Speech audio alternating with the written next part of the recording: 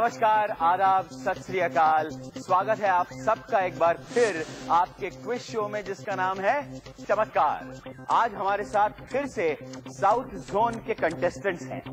आइए इनका परिचय इन्हीं से ले लें। Contestant A. Hi, I am Vincent Chitlapalli and I am from Cochin. I work with a startup software company called Connection A. Contestant B. Hi, I am Saurabh. I am working as Scientist B in Center for Artificial Intelligence and Robotics, DRDO, Bangalore. Contestant C. Hi, my name is Albi Thomas. I am from Kottayam, Kerala, and I am doing my graduation in Mumbai. Contestant D. My name is Nikhil Nambiar. I am from Perindalmanna, Kerala, and I work as a stockbroker. इस सफर में हमारे साथ हैं हमारे साथी, हमारे मार्गदर्शक श्री अरविंद परांजपे। और अरविंद जी हमारे पास आयुका से आते हैं। IUCAA is inter university centre for astronomy and astrophysics. हमारे इस शो में 3 राउंड होते हैं। पहला राउंड प्रयोगशाला राउंड, दूसरा राउंड प्रोफेसर गड़बड़कर राउंड और तीसरा राउंड बूझो तो जानो। ठीक है, तो शुरू करते हैं पहला राउंड।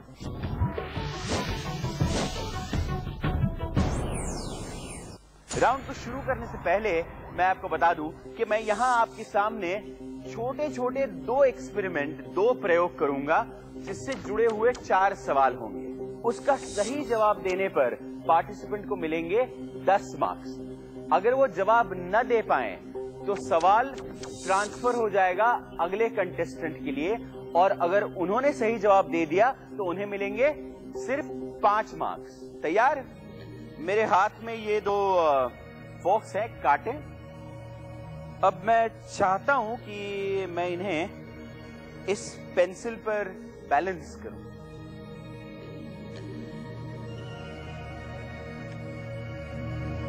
और मेरे हाथ में एक मैचस्टिक है जिसे मैं दोनों फॉक्स में डालने की कोशिश कर रहा हूं।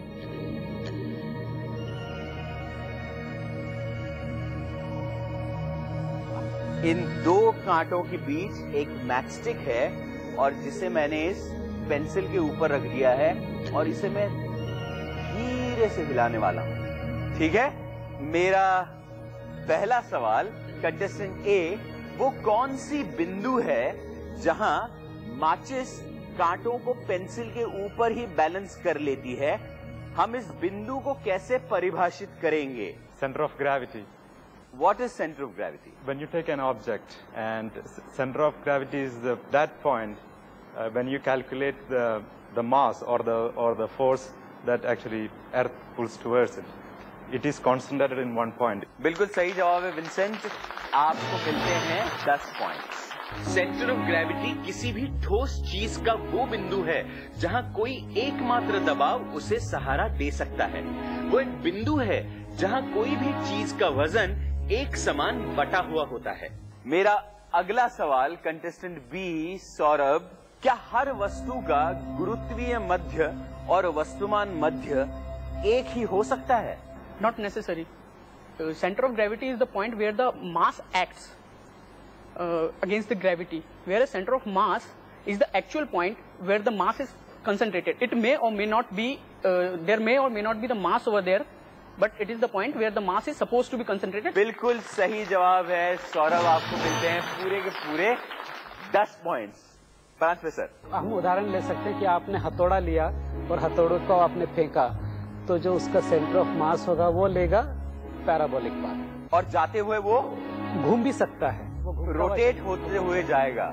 करेक्ट। मेरा तीसरा सवाल, सर्कस में जब कोई कलाकार रस्सी पे संतुलन बनाने की कोशिश कर रहा होता है तो वो अपने हाथ में एक लंबी डंडी रखता है, ऐसा क्यों? He has a support of that weight. Yeah. By that he can balance his body. We transfer the question. Contestant D. I think he's trying to focus his center of gravity on his legs.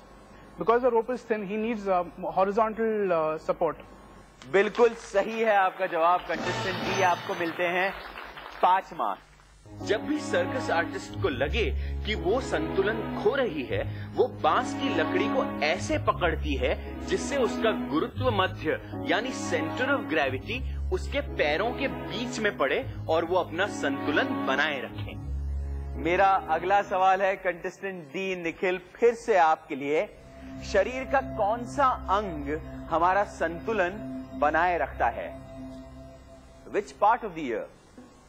Pass. I pass the question. Contestant A, Vincent. Pass. Contestant B, Saurabh. Pass it on to contestant C, Albie. It's conical. किसी को इसके marks नहीं मिलते. It's cochlea. Pranshu sir, आप इस पर कुछ कहना चाहेंगे? कॉक्लिया अंदरूनी कान में होता है और उसके जो नर्व्स होते हैं वो आपको पहचानते हैं कि आपकी बॉडी का झुकाव किस तरफ है, और यदि आपका झुकाव एक तरफ ज्यादा होगा तो अपने शरीर को बता करके वो झुकाव दूसरी तरफ ला करके आपको खड़ा करेंगे. यदि वो काम करना बंद कर देगा तो आपका संतुलन बिगड़ जाएगा. अब चलते हैं हमारे दूसरे प्रयोग की तरफ. बड़ा सिंपल सा एक्सपेरिमेंट है ये. आप भी मेरे साथ करेंगे. आपके बेंच पे वहां ऐसी पट्टी, क्रॉस और सर्कल बना के रखी हुई है. ये मैं अपने दर्शकों को भी दिखाना चाहता हूं कि ये एक 6-7 इंच की व्हाइट पट्टी है और यहाँ ये क्रॉस बना हुआ है और ये सर्कल बना हुआ है. इन दोनों चिन्हों के बीच कुछ 3.5-4 इंच का फासला है. अब मेरा प्रयोग ये है कि ये जो क्रॉस है ये मैंने इस तरफ रखा हुआ है. Now take your left hand and close your left eye and now concentrate on the cross in the centre. अपने पास लाएं, क्रॉस के सेंटर को देखते रहें. एक मौका ऐसा आता है जब गोल वाला स्पॉट गायब हो जाता है और फिर से आप अगर जब पास लाएंगे तो वो सर्कल फिर से आ जाता है. इस बिल्कुल सादे से एक्सपेरिमेंट के बाद मेरे कुछ बड़े सिंपल से सवाल. पहला सवाल कंटेस्टेंट ए. कागज को आंखों के पास लाते ही कार्ड पर बनी एक इमेज ओझल क्यों हो जाती है? When I try to bring the card towards my face, my eye is trying to adjust the focal length. No. मैं सवाल पास ऑन करता हूं. Contestant B. पास. आगे contestant C. Pass. Contestant D. आखिरी मौका है जवाब का. नहीं. प्रांशु सर.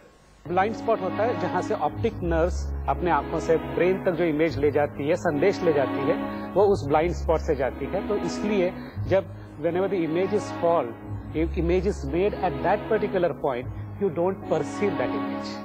मेरा अगला सवाल कंटेस्टेंट बी. रोज की जिंदगी में हम ब्लाइंड स्पॉट क्यों नहीं देखते? दोनों जो लेंस हैं, दोनों आंखें हैं, वो जब भी हम किसी एक चीज को देखते हैं तो अपने फोकल लेंथ को एडजस्ट कर लेते हैं उसके हिसाब से. तो इसलिए उसका जो इमेज है वो दोनों लेंसेज से कंबाइंड इमेज हमारे रेटिना पे फॉर्म होता है. Contestant C. It's because the spot that which there is now retina, it might be in different position. No. Contestant D. Nikhil. No. Contestant A. Pass. किसी को इसका सही जवाब नहीं पता. प्रांशु सर. हमारा दिमाग बड़ी शक्तिशाली कंप्यूटर है. तो वो क्या करता है, जब हम आजू बाजू की चीजें देखते हैं तो जो है ब्लाइंड स्पॉट पे हम कंटिन्यूसली देख रहे हैं. ऐसा नहीं होता है कि इमेज कहीं फॉर्म नहीं हो रही, इमेज कंटिन्यूसली फॉर्म हो रही है. पर जब हम इधर उधर देखते हैं तो जो इमेज वहां पे फॉर्म हुई है वो अपना दिमाग याद रखता है और उसको नलीफाई कर देता है. इसलिए हमें वहां पे कोई चीज खो गई है ऐसा नहीं नजर आता. अगला सवाल कंटेस्टेंट सी. ये बताइए कि हमारे आंख की रेटिना में मौजूद रोशनी ग्रहियों या लाइट रिसेप्टर्स किस प्रकार के होते हैं और उनका हमारी आंख में कार्य क्या है? The function is to convert the light rays. No. Contestant D. Nikhil. The eye filters out the rest of the color and identifies color and form. Contestant A. One type actually helps us to see the images in the when light is there, and one type it helps us to see the images in the darkness. We can pass on to Saurabh. The function of it is they capture light, form an inverted image, which is converted back to original image by the brain. No. Retina के दो प्रकार photo receptors या light receptors होते हैं, दंड और शंकु, यानी रॉड्स एंड कोन्स. रॉड्स मात्रा में ज्यादा होते हैं और अधिक लाइट सेंसिटिव भी होते हैं, मगर वो रंगों के मामले में सक्षम नहीं होते. कोन्स जो कम संख्या में होते हैं आंखों को उनकी रंगों की समझ देते हैं। मेरा अगला सवाल कंटेस्टेंट डी निखिल, जब रेटिना आंखों में आई रोशनी के संकेतों को दिमाग तक भेजती है और हमें प्रतिबिंब दिखाती है तो ये बिल्कुल कैमरे जैसी हुई। अगर आंख कैमरा के समान है तो रेटिना कैमरे का क्या है? The lens. No, I pass it on to Vincent. The film. Correct. Vincent, आपको मिलते हैं 5 मार्क्स। यहीं पे खत्म होता है हमारा पहला राउंड और समय है स्कोर्स जानने का। Contestant A Vincent 15, contestant B Saurabh 10, contestant C Elby 0, contestant D Nikhil 5 और ब्रेक के बाद आप सबका फिर से स्वागत है आपके मनपसंद क्विज शो में जिसका नाम है चमत्कार। दोस्तों, हमारे इस राउंड में हमारे साथ हैं प्रोफेसर जी के यानी प्रोफेसर गड़बड़कर। इसकी स्कोरिंग सिस्टम कुछ इस तरह से है कि मैं आपसे सवाल पूछूंगा और जिसके जवाब के 2 हिस्से हैं। पहला है ट्रू और फॉल्स, सही या गलत। उसका उत्तर आप सही देंगे, आपको मिलेंगे 10 मार्क्स। और अगर सही है तो सही क्यों है, अगर गलत है तो गलत क्यों है, इस हिस्से के आपको मिलेंगे और 10 मार्क्स, यानी एक सवाल 20 मार्क्स। आइए इंतजार करते हैं प्रोफेसर गड़बड़कर का।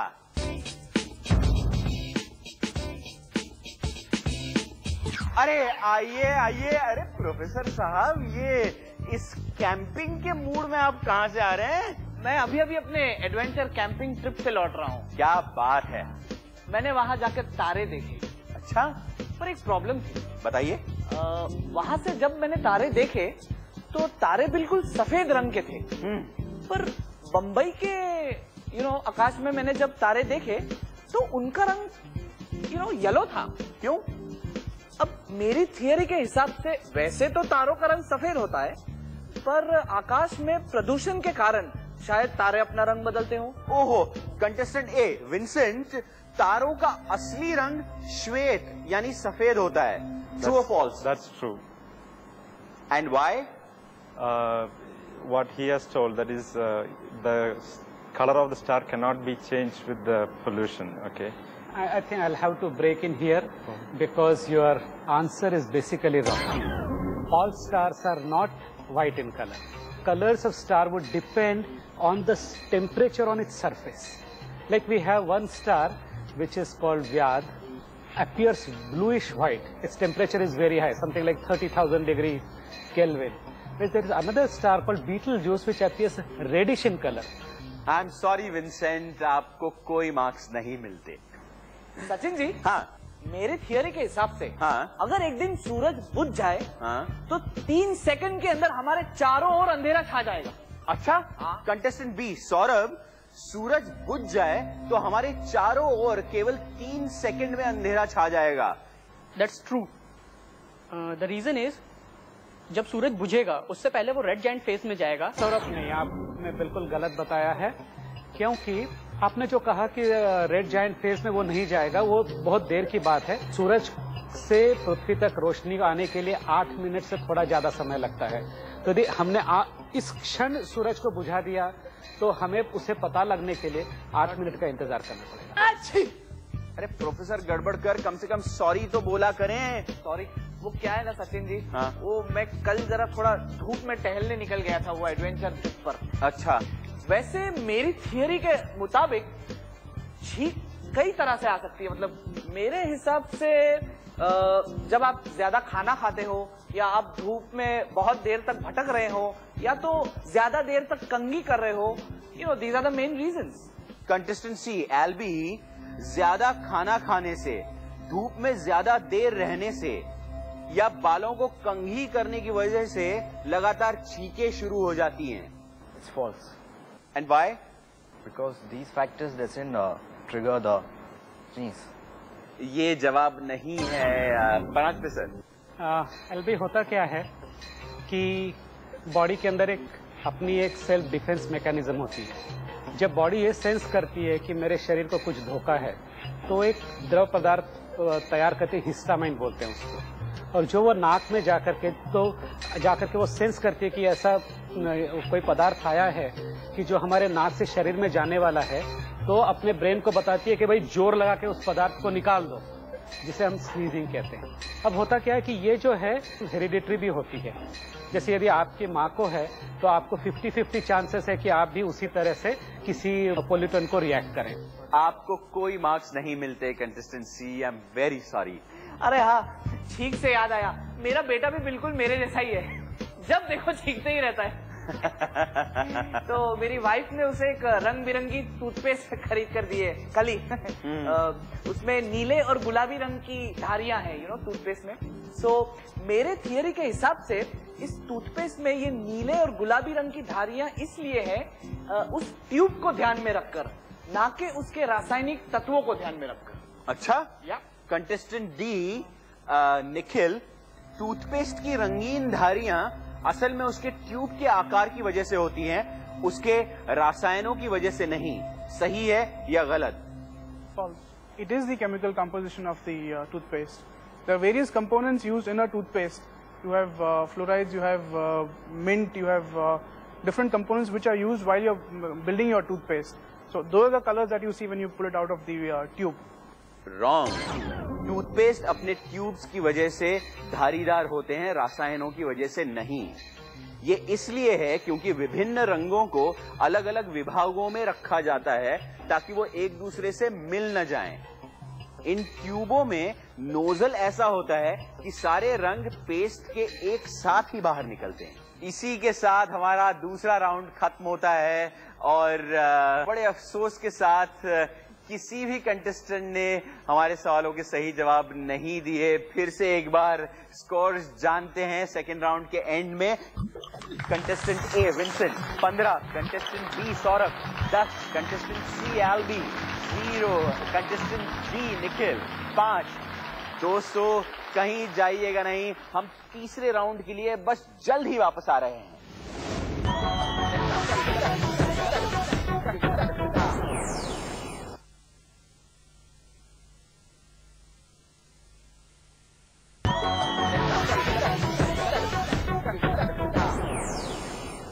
ब्रेक के बाद एक बार फिर स्वागत है आपका अपने क्विज शो में जिसका नाम है चमत्कार। अब हम आ गए हैं अपने बूझो तो जानो राउंड में। ये बजर राउंड है पार्टिसिपेंट्स, और सही जवाब के लिए आपको मिलेंगे 10 अंक, और अगर आपने गलत जवाब दे दिया तो आपके 5 अंक काट लिए जाएंगे। ठीक है?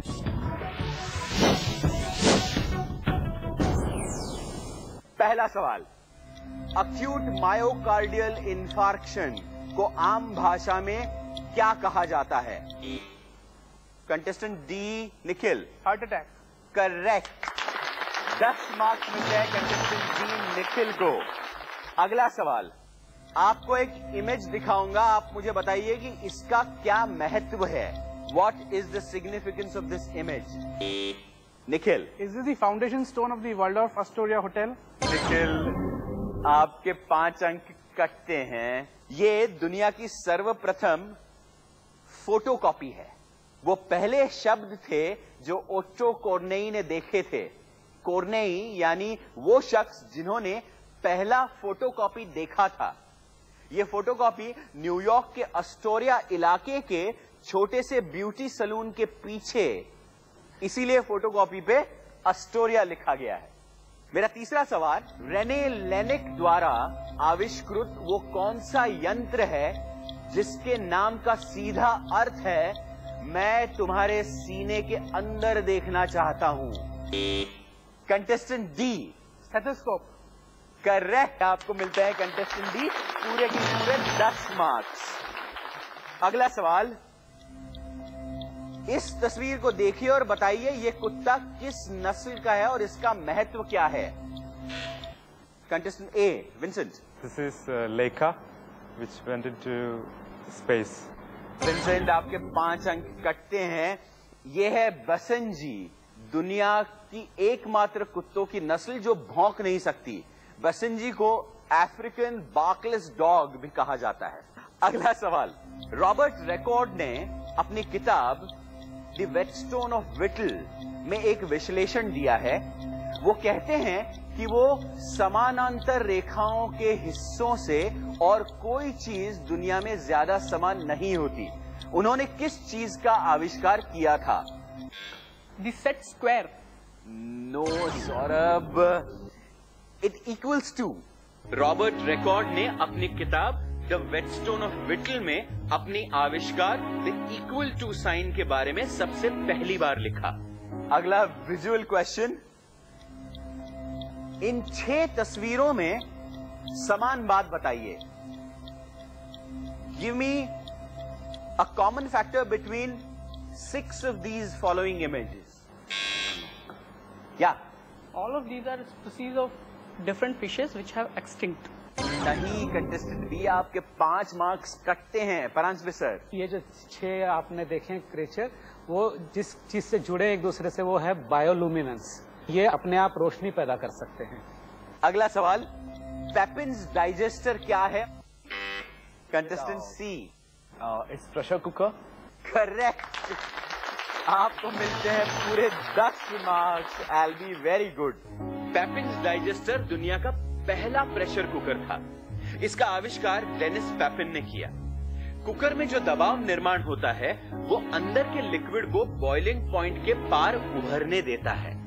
भारी दबाव के नीचे ऊंचे तापमान के कारण खाना जल्दी पकता है। मेरा अगला सवाल, ये तस्वीर देखिए, ये फ्रांस का पहला सैटेलाइट है। ये बताइए कि किस किताबी किरदार के नाम पर इसका नाम रखा गया है? चलिए मैं ही जवाब दे देता हूं, एस्टेरिक्स। और यहीं पे खत्म होते हैं हमारे 8 सवाल और हमारा तीसरा round. Contestant A Vincent 10, contestant B Saurabh 0, contestant C Elby 10, contestant D Nikhil 20, contestant D Nikhil, आप है हमारे आज के विजेता और आपकी हमारी फिर से मुलाकात होगी साउथ जोन के फाइनल में। अब समय है आपसे विदा लेने का। हम फिर हाजिर होंगे लेकर आपका फेवरेट कार्यक्रम चमत्कार। नमस्कार।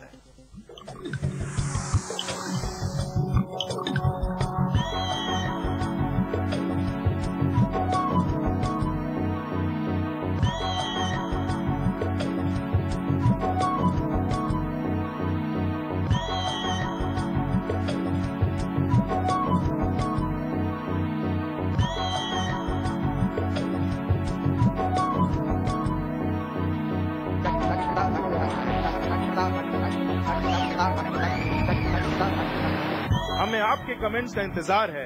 हमारा पता है चमत्कार 3183 SCMO-DEC